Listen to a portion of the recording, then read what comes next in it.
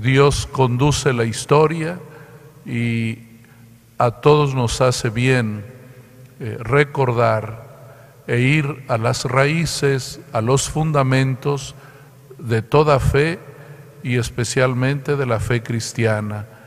Así pues, aquí en presencia de todos ustedes y de el arzobispo anglicano, declaramos iniciado nuestro congreso. Muchas gracias. Muchas gracias. Agradezco al equipo organizador la oportunidad de compartir a manera de relatoría las ideas que a mi parecer pues son las principales o algo que nos puedo llevar de tarea para reflexionar, para asimilar y para mañana también venir con más ánimo y con más bríos para aprovechar este congreso de teología sobre este acontecimiento de la Reforma Luterana. Entonces, más las cuestiones técnicas cambió de letra y ¿cuál es el objetivo? Es, a manera de síntesis, presentar algunas de las frases que nos pueden ayudar a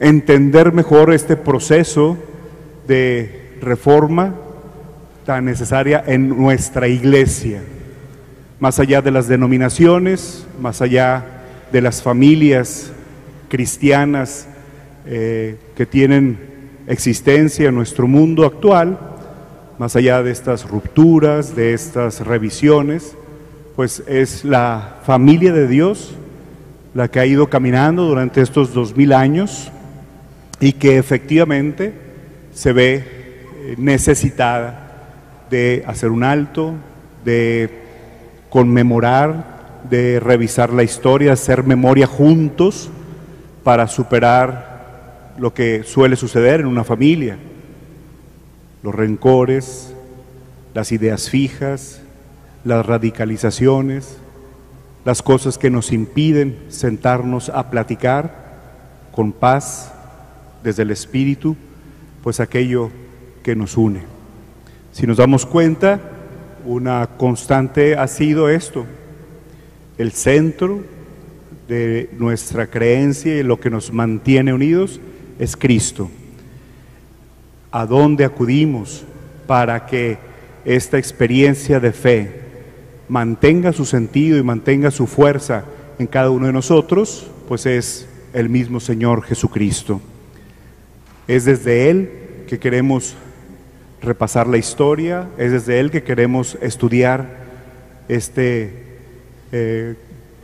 quinto centenario del inicio de una reforma en nuestra iglesia, que ha tenido sus repercusiones, que se mantienen y que, como dijo el doctor Espinosa, pues ahora es tiempo también de unificar, de sintetizar, de ofrecer al mundo cada vez más sediento de Dios esta respuesta desde la fe, desde la esperanza y obviamente desde la caridad.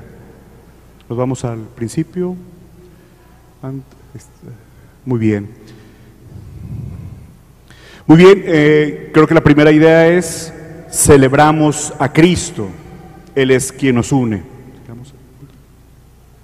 Es el Señor el que nos mantiene aquí, es el Señor a quien celebramos en nuestra fe, es el Señor quien nos convoca y nos hace iglesia. Si alguien pretende que una iglesia, que una asociación religiosa, que una tradición, una familia, un rito litúrgico no tenga a Jesús como centro, pues pierde el tiempo.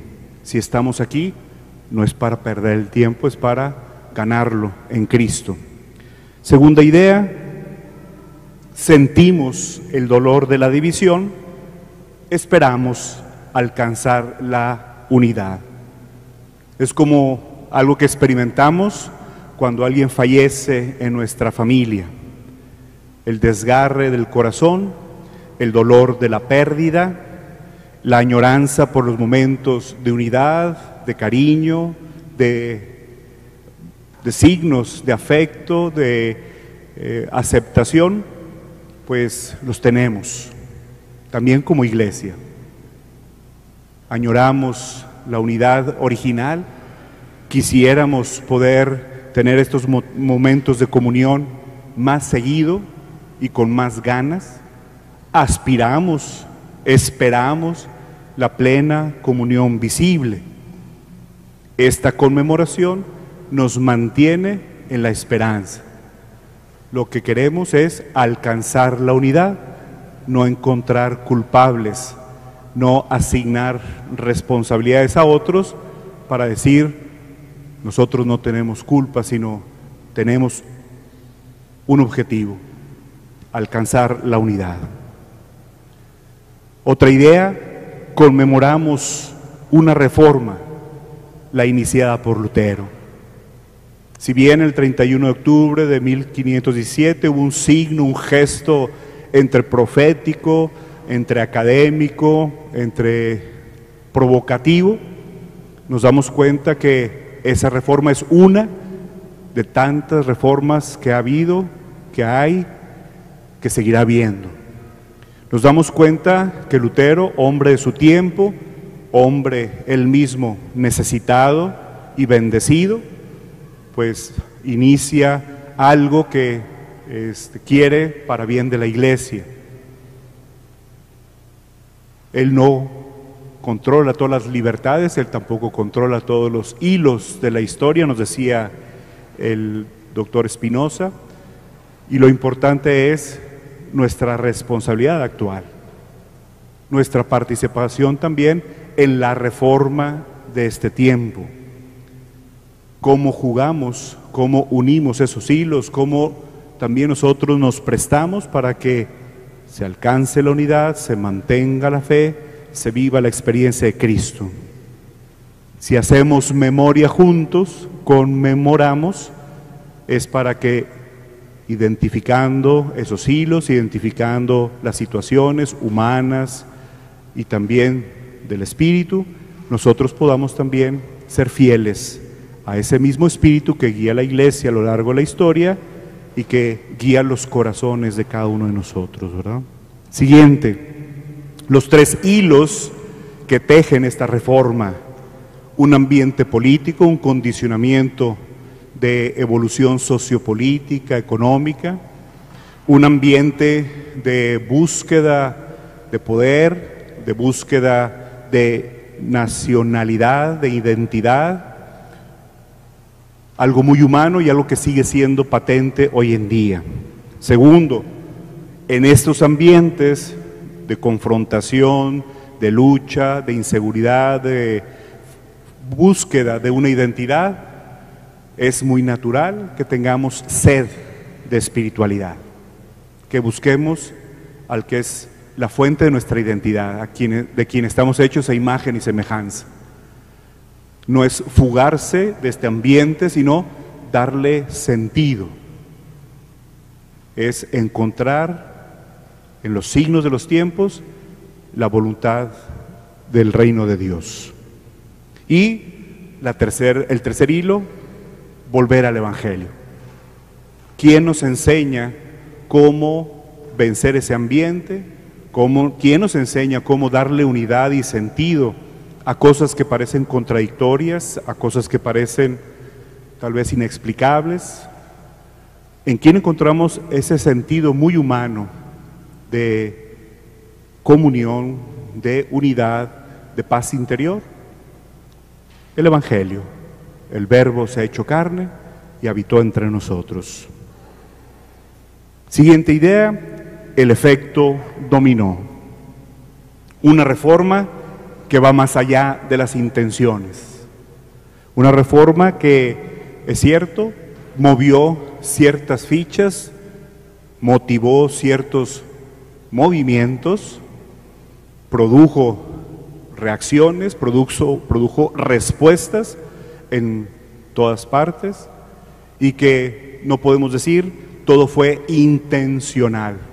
No hay un complot, no hay una agenda oculta. Podemos reconocer, sí, la agenda del enemigo, el que quiere dividir, el que quiere apartar, el que quiere que no haya comunión, sino desunión. Pero también reconocemos nuestras limitaciones, reconocemos a veces nuestras miopías, reconocemos también que no somos nosotros los Mesías, que es el Señor de la historia el que va tejiendo estos hilos. Siguiente. Siempre es necesaria la reforma, así permanece lo valioso en la Iglesia. Nos decía el Padre Jesús Treviño de estas persistencias, nos hablaba de la necesidad de semper reformanda, la Iglesia siempre necesitada de una reforma, no para destruir, no para desaparecer, sino para que podamos darnos cuenta de que lo valioso permanece. Es este sentimiento de purificación, es algo que la Escritura nos habla como el horno que pone a prueba el valor del metal precioso, lo que se nos va pegando en el camino, lo que vamos haciendo nuestro como si fuera definitivo y que a veces no lo es. Una actitud evangélica, una actitud de examínelo todo, quédense lo bueno, una actitud también de recuperar aquello que es genuinamente de Dios. Siguiente. El hielo congela la sana actitud de reforma. Se nos pegan algo el camino, a veces congelamos, a veces acartonamos, a veces ponemos nuestra fe, nuestra vida del Espíritu, nuestro compromiso cristiano, pues en el congelador, para después que no se mueva, que aquí así se quede como si fuera un iceberg. Y nos dimos cuenta que este hielo, tarde que temprano, termina por matar, ¿verdad? De acabar con la vida. El hielo no es un buen acompañante a la hora de querer revisar, reformar, restaurar, discernir qué es lo de Dios. Dos hielos que no nos ayudan: el poder ice, que suele manipular la vida de la iglesia, cuando la iglesia se congela según la visión del poder, llámese imperio, llámese Estado nacional, llámese cuius reius eius religio, llámese como se llame, la iglesia pues sale perdiendo, se congela. Siguiente, o el otro tipo de hielo, el opulent ice, ¿verdad? Este tipo de hielo hace de la iglesia no unos anahuim, un pequeño resto fiel a Dios, sino una iglesia elitista. Así como le pasa con el hielo del poder, le pasa con el hielo de la opulencia. La iglesia pierde su cercanía, pierde su calidez, pierde su libertad para llegar a todo mundo. Siguiente, la Biblia, la palabra de Dios, siempre es el fuego de una reforma. Lo que derrite ese hielo, esa bellota que quitas y que resquebraja todo lo que no es de Dios, pues es la palabra. Volver los ojos a la Escritura, volver los ojos al Evangelio, volver los ojos a Jesús y a quienes han sido fieles al reino de Dios. Siguiente, las órdenes mendicantes, una reforma que llega a la ciudad, a la urbe. Nos dimos cuenta que estas órdenes mendicantes, en cuanto reforma, quieren llevar el Evangelio al corazón de la ciudad, donde parece que todo se tiene, pero que es superficial, nos decía el Padre Jesús, llevar al corazón el Evangelio, no sacarlo, no ignorarlo, no desterrarlo, sino ponerlo como centro de la vida y de la comunión de las personas. Siguiente, ¿de qué se vale esta reforma mendicante? predicar el Evangelio, dirá la raza, en modo pauper, en modo pobre, y en modo frater, en modo fraterno, en modo de hermanos. Este corazón de la ciudad tiene que estar alimentado por la fraternidad y por el desprendimiento, por el compartir, por la coinonía, ¿verdad? De los bienes materiales, de los bienes espirituales, de las experiencias de los hijos de Dios que nos van edificando y nos van haciendo acercarnos al Señor. Luego, el burgo contra el convento, ¿verdad? Las hamburguesas, los combos de hamburguesas contra el rompope de las monjitas. No es la comida fast food, sino la slow food, ¿verdad? No es este mundo solamente el intercambio, del enriquecimiento, de los intereses, que es necesario, sí, pero que tenga encuentro, que tenga un convento, que tenga un lugar donde podamos también enriquecernos de lo que es realmente valioso para los hombres, la experiencia de Dios. No es una comida que se compra rápidamente solamente para satisfacer una necesidad física, es el banquete, ¿verdad? Es el compartir a la mesa como hermanos, pues estas nupcias de Dios, ¿verdad? El banquete nupcial de Dios. Es algo que lleva su tiempo, es un proceso que va encendiendo el corazón, que va iluminando también la mente, que va afectando positivamente nuestros sentimientos y que va comprometiendo también nuestra voluntad. Me encuentro no solamente para divertirme, sino para convertirme, para encontrarme con el Evangelio. Siguiente. Nos dimos cuenta que en estas reformas o en el proceso, este orden de Dios, la búsqueda de aquello que es divino, se va bajando. Primero se busca fuga mundi, fuera, se busca en lo alto, se busca en lo aparte, y al volver al Evangelio y al buscarlo y encontrarlo, se va abajando, ¿verdad? De la fuga mundi a la comunión, al encuentro de aquellos que quieren servir a Dios. Siguiente. Ya es el último. En una reforma, algo persiste, algo resiste, algo se rasga y algo se revela. En una reforma, quienes participamos en ella, quienes nos comprometemos en una reforma sana de nuestra vida eclesial, dentro de nuestra tradición o en la gran tradición de la Iglesia de Cristo, pues tenemos que purificar para ver qué es lo valioso, persistencia. Tenemos que reconocer nuestras resistencias. No nos gusta, ¿verdad?, que nos digan, no nos gusta que nos señalen, pues lo que no va conforme al Evangelio. Algo ha de rasgarse, ¿verdad? El velo del templo, o aquel pedazo de hielo, o aquella vasija, o aquello que está aprisionando el espíritu.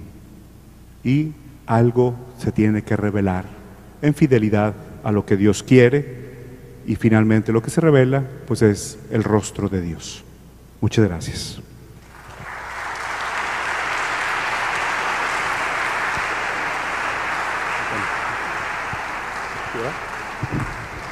Muchísimas gracias a Monseñor Hilario González, obispo de Linares, por esta interesante conclusión, esta relatoría que nos ha presentado.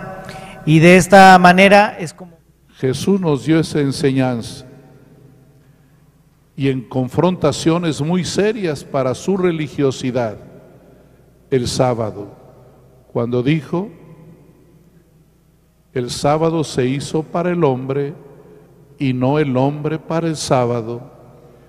Nos dejó ahí un elemento de interpretación de la vida y de la religión. Por eso, muchas gracias, y la comisión encargada de este proyecto, al frente el padre Mario Escalera. Quiero agradecerles a todos su participación.